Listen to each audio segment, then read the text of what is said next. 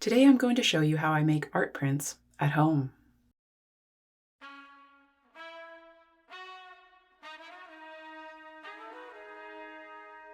I will include a list of all the supplies I'm using in the description below, as well as some links to some of the supplies, like this Mylar here. It's 7mm thick. This is the brand I decided to choose. I will cut down this sheet into a 5x6 rectangle. That's about as wide as will fit through my tiny spaghetti press. I'll use this etching tool to scratch in my image into my piece of Mylar, sort of tracing over the sketch I have here.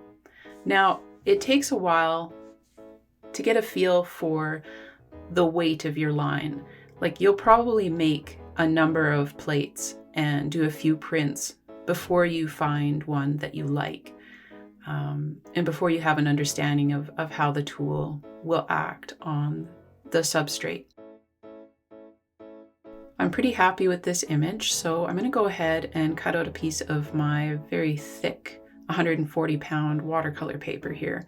Again, I'm going to go with the 5x6 rectangle, and let's get right down to printing.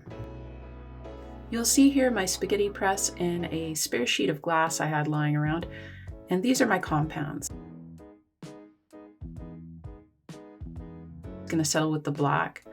This is a chemical ink and etching ink, and there's the walnut oil.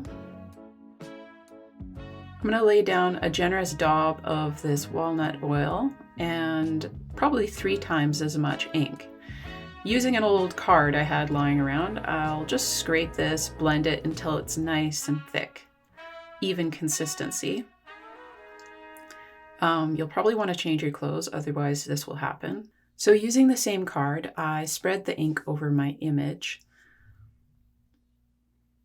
and worked it into all of the cracks that I had scratched into my Mylar. I spread it in many directions over and over again, just making sure it worked into each and every little crack. And now I'm going to wipe off the excess. This is super messy.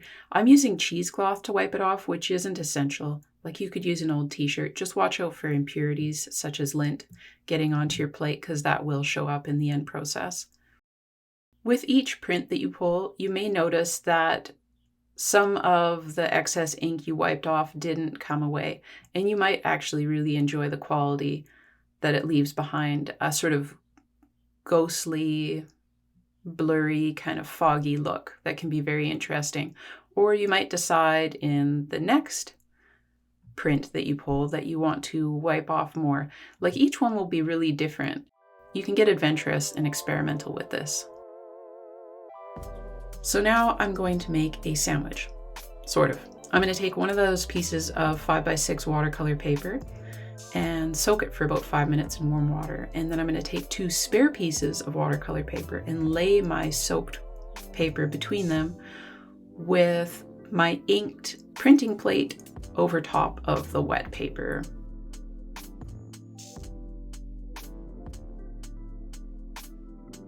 Holding them firmly and lining it up squarely in my spaghetti press. I'm going to roll it through. About this point, I start to get like butterflies in my stomach and get really excited because it's the big reveal. Here it is, folks. Here it is. Overall, I was fairly happy with this, but some of the darkest areas weren't as full of shadows as I'd like them to be. So I went in to my plate and scratched in some more shadows. There's the first pull from the print, and there's the second pull with the changes I made. I'm much happier with that. Here is my army of horsemen. So that, my friends, is how I make prints at home.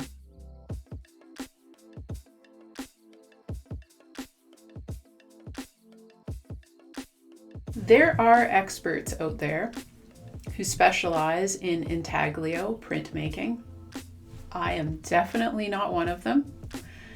You see, I just had a mixed bag of some art supplies lying around, and then I saw on Instagram a lady was using a spaghetti press to make prints with, and I thought, hey, I could do that. The first time I tried, I just used the ink straight out of the tube and it didn't have much flow. So I phoned up my dad, who is educated, an experienced artist, and I said, Dad, what do I do? And he said I needed to add some unrefined oil, and I happen to have some walnut oil, so bam, there you go. I began making these prints in December of 2023. Since then, I opened up a Patreon, and I have 6 members there who each month receive a new print from me. We've done 4 so far. Here are the 4 that I've sent out.